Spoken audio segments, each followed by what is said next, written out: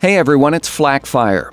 Battlefield Squad's event was pretty awesome. We had a slew of new information plus some additional gameplay, and I just wanted to take a moment to point out some observations and give you my impressions on the latest from Battlefield 1.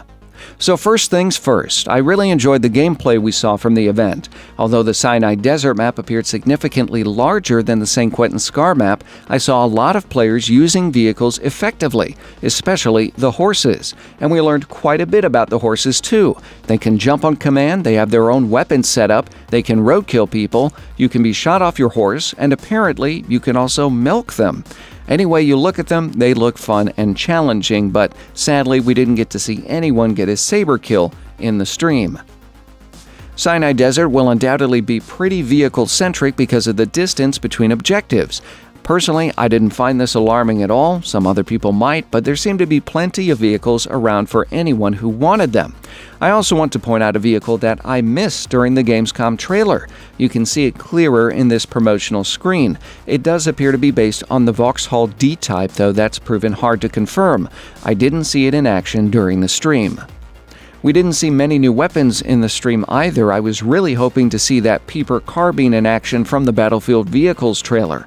Thankfully, we did get some new weapons in the form of the Battlefield 1 Elite classes. We saw the Flame Trooper complete with a permanent gas mask, and a couple players fell victim to the Wechselapparat.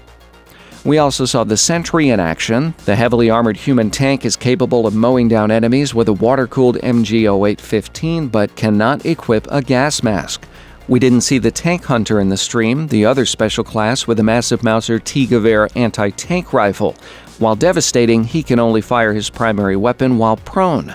Interestingly, these elite classes are apparently located near objectives. This seems a neat way to reward players for actually playing the objective and kind of replaces the rewards a commander would have received in Battlefield 4 like the AC-130 or the cruise missile. What we did see a lot of at the Battlefield Squad's event was the new Armored Train Behemoth. We learned it also has 6-player slots, just like the airship Behemoth, and a bevy of new weapons. It also appears DICE has been listening to player feedback. The train is capable of capturing objectives. Of course, it also has to basically be stationary to do so, which makes it a bigger target. We also know the train can be destroyed in parts, but I'm wondering if the engine can be disabled individually to stop the train. Similarly, we saw the train is particularly susceptible to air attack and the game's air-to-ground rockets. Interestingly, there's a shot in the Gamescom trailer that showcases an airplane performing a diving attack on the armored train. I want to point out that it does fire a large round at the Behemoth, and it's likely this is actually the same Vickers rocket gun we've seen used by other classes before. The British did actually experiment with mounting this gun in aircraft during World War I with its intended use to take down Zeppelins. Ironically, they also tested it against trains, and they found it actually pretty effective. The Armored Train Behemoth seems better balanced in this gameplay than its Alpha airship counterpart. In the first game, it was used to capture objectives and did seem to benefit the losing team. Just like the airship, after the Behemoth dies, it appears to leave a carcass as an obstacle. I did notice a few other things as well. It appears there will be different weapon variations for the Renault FT light tank. We did see one in-game firing a heavy machine gun. I also noticed an interesting attachment for the sniper rifle. It's called a palm rest and is often used in competitive shooting to balance the rifle for making more precise shots. I assume in Battlefield 1 it will reduce sight sway or something along those lines. We saw our first use of TNT and a new melee club. DICE also appears to have toned down the danger indicators from the previous build, which is good because they were quite obnoxious before. Another neat feature I really appreciate is the apparent ability to open and close shutters in Battlefield 1.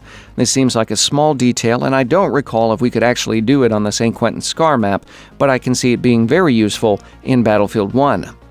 I did notice a few issues in-game in terms of glitches and weird animations, but I want to point out the game build shown at Battlefield Squads was supposedly still a pre-alpha build.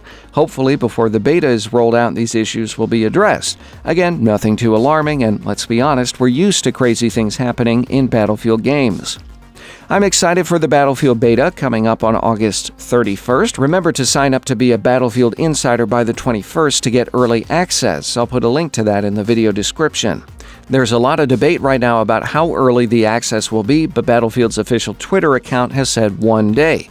They may decide to pull the trigger earlier than the 30th, but that's all the official info that we have for Battlefield 1's beta. What did you guys think about the Battlefield Squads event? Did you see anything interesting? Did you see anything alarming? Tell me in the comments. As always, if you enjoyed this video, like, share on social media like Facebook and Twitter, and of course, subscribe. Thanks for watching.